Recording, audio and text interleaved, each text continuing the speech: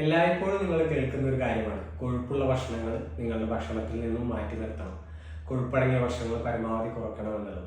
എന്നാൽ പുരുഷന്മാർ അവരുടെ ഭക്ഷണത്തിൽ ഉൾപ്പെടുത്തേണ്ട ചില കൊഴുപ്പടങ്ങിയ ഭക്ഷണങ്ങളുണ്ട്. നിങ്ങളുടെ ലൈംഗിക ശേഷി കൂട്ടുവാനും അതുപോലെ പ്രത്യുൽപാദന ശേഷി കൂട്ടുവാനും ഒക്കെ സജസ്റ്റ് ചെയ്യുന്ന ഭക്ഷണങ്ങളിൽ പെട്ടതാണ് ഈ കൊഴുപ്പടങ്ങിയിട്ടുള്ള ഭക്ഷണങ്ങൾ. പുരുഷന്മാരിലെ ലൈംഗിക ശേഷിയും പ്രത്യുൽപാദന ശേഷിയും നിയന്ത്രിക്കുന്ന ടെസ്റ്റോസ്റ്റിറോൺ എന്ന ഹോർമോണിനെ ഉൽപ്പാദിപ്പിക്കാൻ വേണ്ടിയിട്ട് ഏറ്റവും കൂടുതൽ ആവശ്യമായിട്ടുള്ള കൊഴുപ്പും കൂടെയാണ് ഈ ഭക്ഷണങ്ങളിൽ അടങ്ങിയിട്ടുള്ളത്. പ്രധാനമായിട്ടും ഇതിൽ ഉൾപ്പെടുന്ന ഭക്ഷണം എന്ന് പറയുന്നത് സീ ഫുഡാണ്.